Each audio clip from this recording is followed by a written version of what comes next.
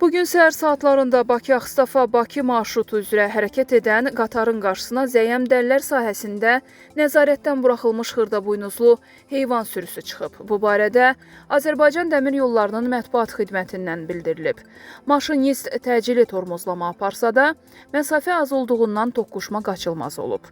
Azərbaycan Dəmir Yolları heyvan sahiblərinə bir daha müraciət edərək dəmir yolu ətrafında heyvanları nəzarətsiz buraxmamağa çağırır. Nəzarətsiz heyvanların qatarların qarşısına çıxması təhlükəsizliyi riskə atır. Həmçinin qrafikdə gecikmələrə səbəb olur, məlumatda qeyd olunur.